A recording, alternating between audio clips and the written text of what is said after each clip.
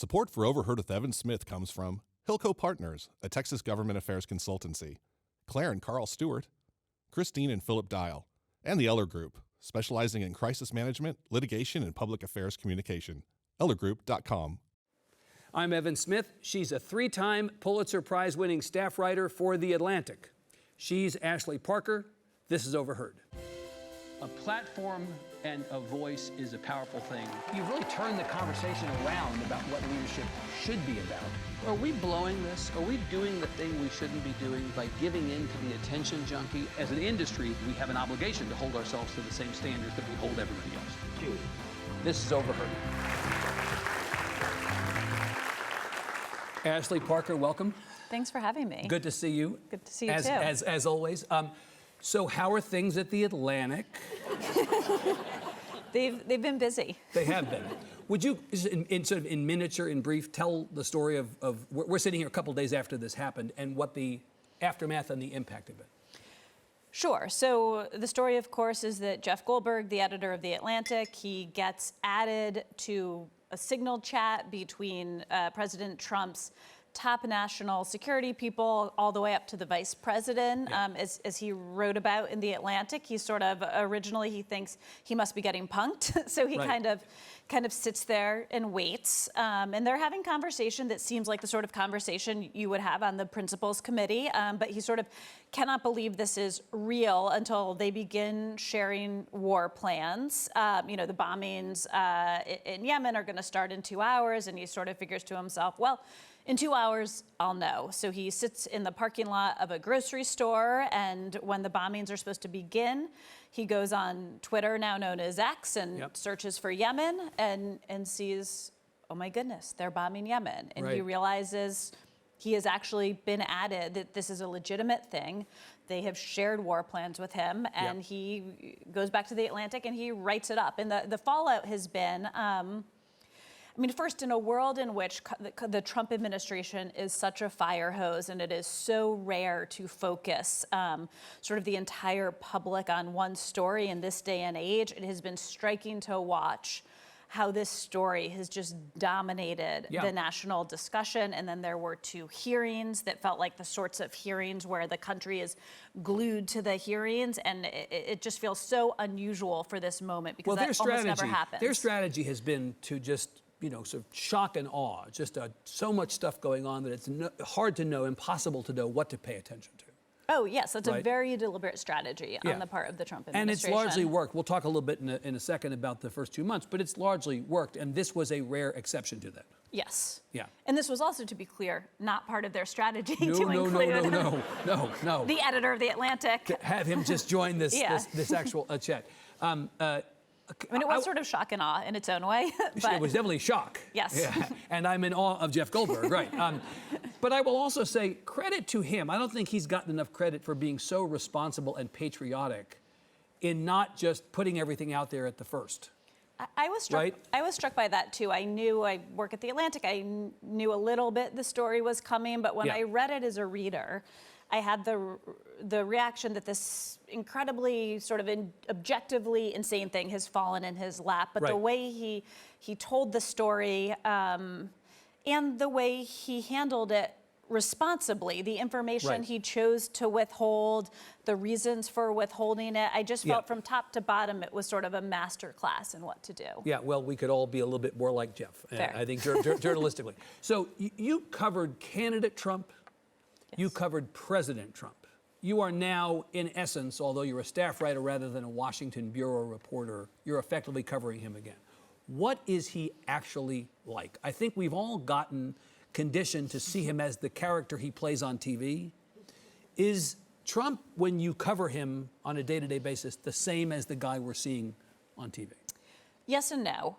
One thing I always say that I think people would be surprised by, people who don't naturally like him, which is roughly half the country, right? And roughly half the country loves him, right? But for that half that does not like him, I always say, I think you would be surprised that if you happen to be in a room with him one-on-one or in a small group, you might find him incredibly charming and incredibly charismatic, because that is he has many superpowers, including his shamelessness, but one of them is that he is sort of this consummate salesman, this consummate host. And I can remember, there's times when I've been on Air Force One and the President of the United States, Donald Trump, comes back, and it's, Ashley, are they taking care of you? Are you having a good time? Do you need a Diet Coke? And you sort of feel like if you said, oh, yes, I'm so parched, that the President of the United States would go and serve you a Diet Coke. So he can be incredibly charming when he chooses to be, which I don't know if that comes through or not. I think it depends on your sort of partisan perspective. I think you have to assume that he didn't get elected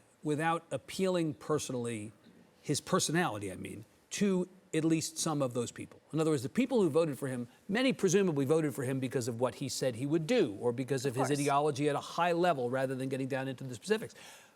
But obviously he has a certain amount of charisma to some people, right? Like, it's not totally surprising that would be the case. And he just sort of has like an animalistic, visceral instinct for messaging and for what the country wants to hear. And I think, very briefly, if you'll indulge me, when I was at the New York Times a million years ago in 2014 I did a road trip, the old Route 60 throughout the country, and interviewed 200, 300 voters. And I came back, and there was just this sense then, this is after the financial collapse, there was just this sense from nearly everyone I talked to, regardless of political affiliation, that they had done everything right. They had bought a home that the bank had told them would be irresponsible for them not to buy.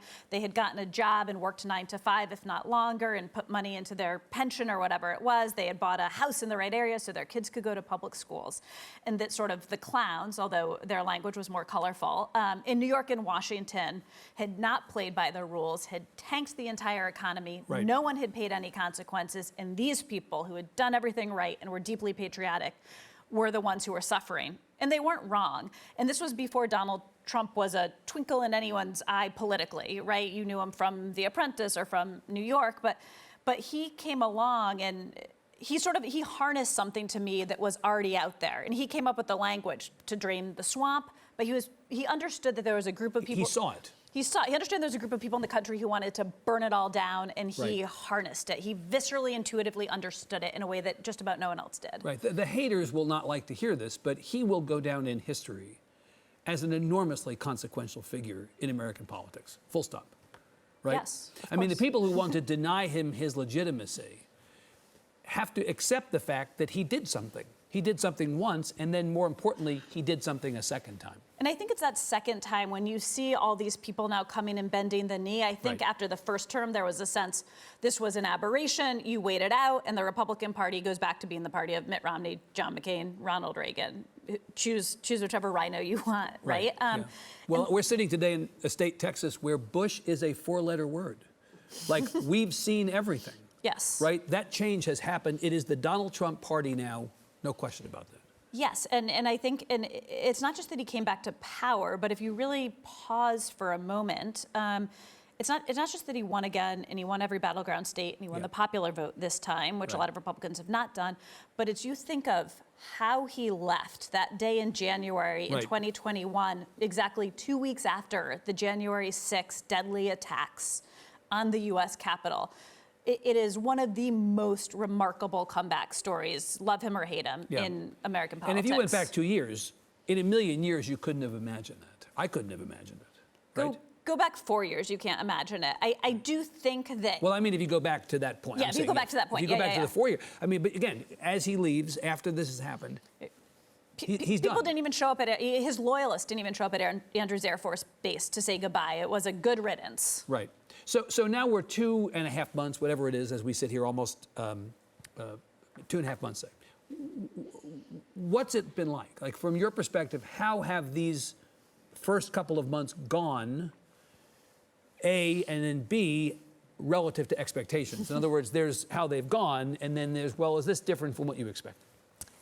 I mean, I think one thing that has been striking to watch, and again, a lot of the country likes what he's doing, a lot of the country hates what he is doing. But one difference that has been so striking is he came back more confident, more certain in what he wanted to do, surrounded by the people who are true loyalists who will enable what he wants to do.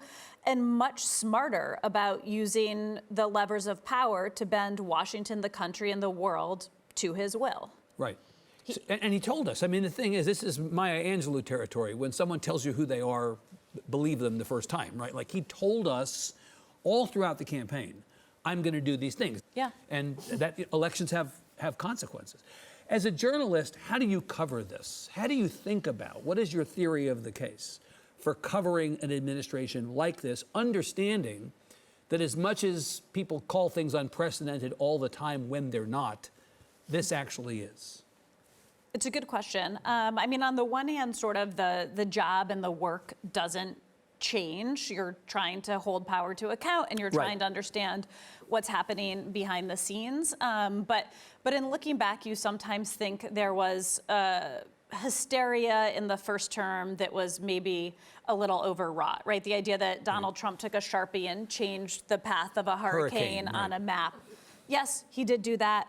Technically, are you allowed to draw on NOAA maps? I think no. Well, the answer, of course, is dismantle NOAA, right? Exactly. Right. Yeah. But I think it is, you know, my colleagues and I have talked about this a lot at the Post. That's where I covered the first term of Trump. Was like the first term, not everything was an 11. And sometimes I think the mistake that was made was everything was treated as an 11. And so I think now it is still important to remember and report within in context and in fact, for instance, that he's shuttering the Department of Education and what that actually means. Yeah.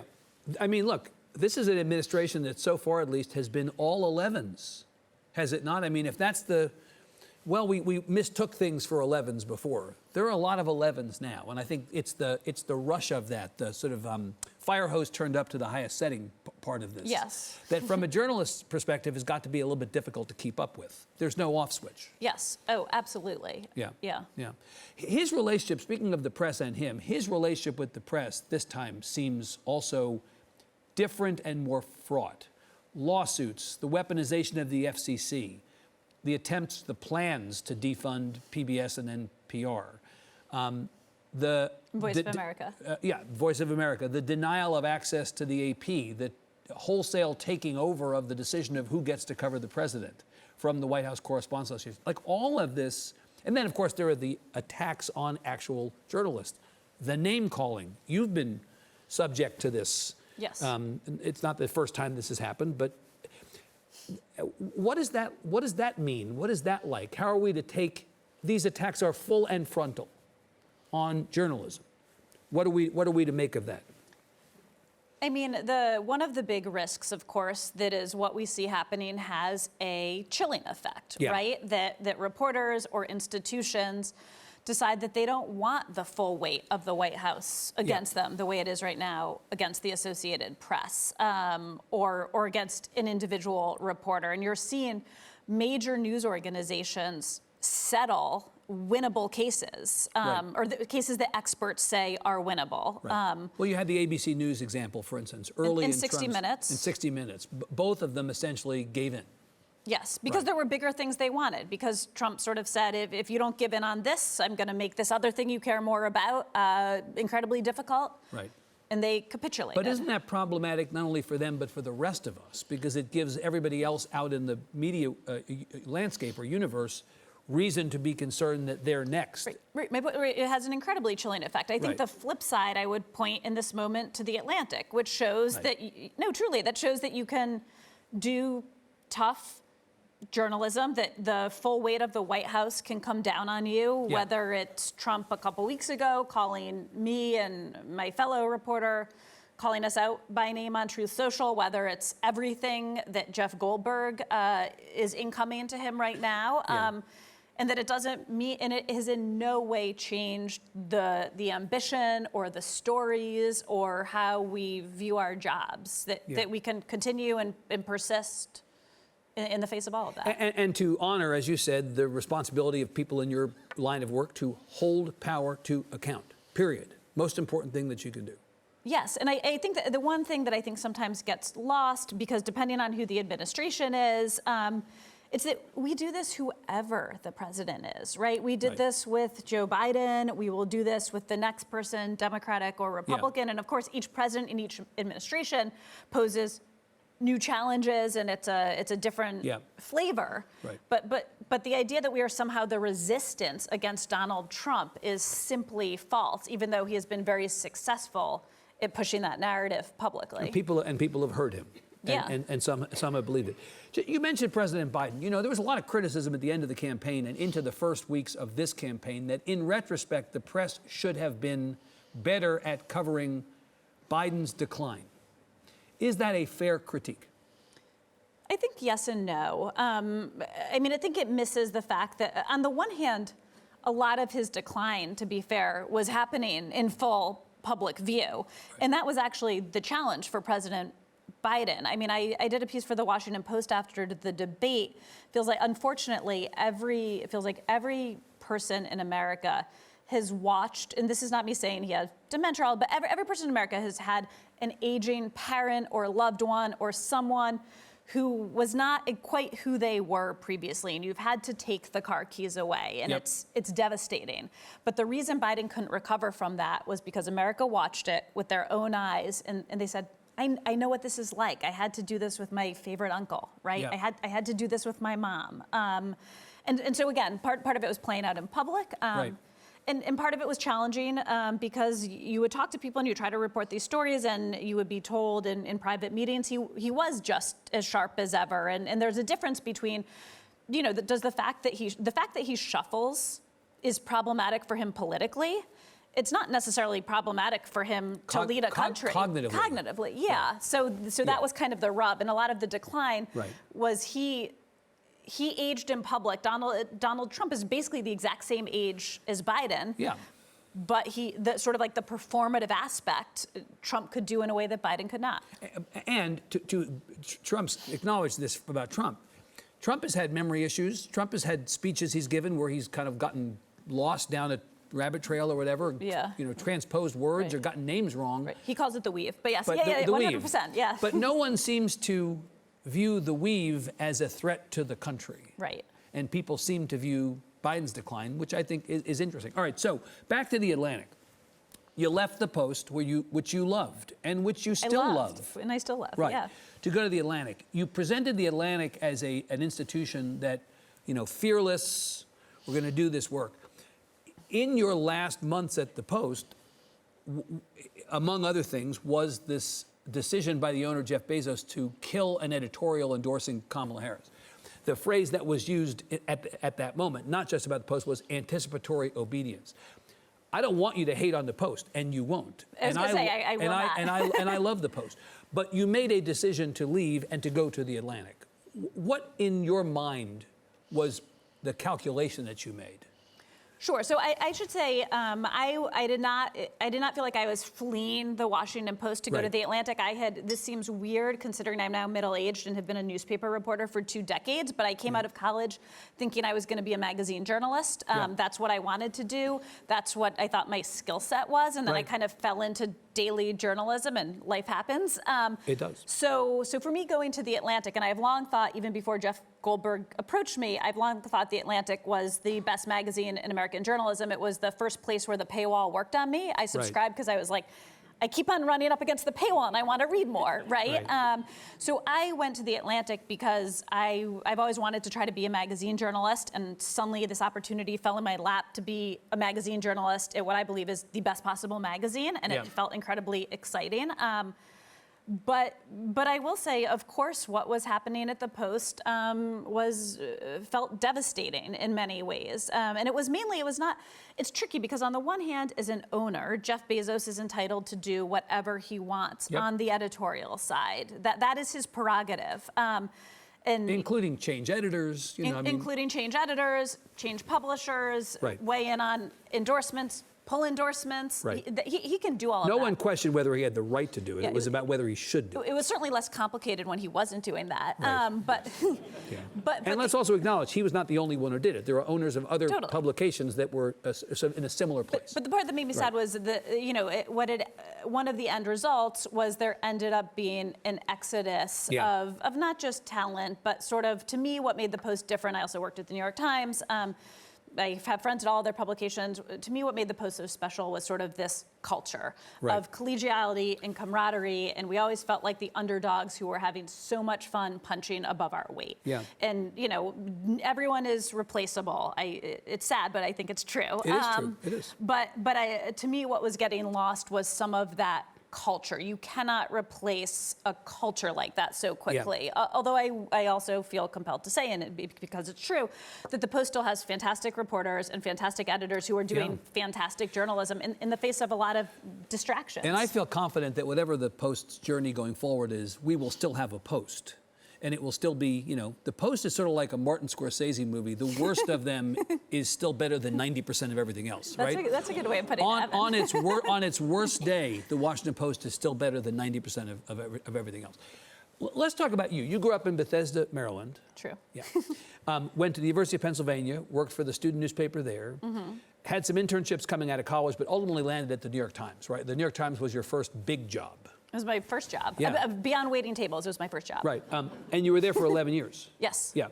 You were a researcher for our friend Maureen Dowd. Yes. At one point, but then ultimately became a reporter and covered those two campaigns as we talked about. What did you learn at the Times? What was it like being there? I mean, what a great first job to have as a training ground, right? Yes. Yeah. I mean, when I really think of what I learned, it was what I learned working for Maureen Dowd for 5 years. Yeah. Which first and foremost is that I learned that 5 years is too long to be an assistant. I think Maureen would agree. Right. But she's pretty fun to work with. But she, I mean, you cannot imagine a better mentor or a better learning ground, and just getting to watch Maureen as she talked to people, as she interviewed people, as she watched a story play out that we're all watching play out, and had a slightly different, 45-degree different angle on it, was sort of the best training in journalism I could ever imagine. She had terrific instincts, didn't she? Fantastic instincts. And one last thing about her, I think it is now a given that a lot of people now do mainly poor imitations, but some quite good, of what Maureen did, right? Which is writing about, with color, but if you go back and you read the stuff she wrote about George H.W. Bush, she was the only person doing this. A White House reporter who felt like you could write about what brand the president's tie was, or that he played aerobic golf, and that could tell you something more meaningful about his style. She was the first one to do it, I think. Yeah, and I will also say, even through today, I'm thinking of the story she wrote recently about Graydon Carter, the old editor of Vanity Fair, and who has a memoir. Yeah. People say, I'll do one story to promote something, but I want it to be with Maureen Dowd. Yeah. Right, which is kind of a hell of a thing. Yeah. So 11 years there, 7 at the Post, now 8 at the Post. 8 at the Post, pardon me, and then now at the Atlantic. This work still matters to you. It still speaks to you. Oh, I love it. Yeah. Why? When you get up every day, what do you think about this work? I mean, because you eventually, your mind begins to wander. If you stay in one thing or at one place too long, inevitably your mind begins to wander.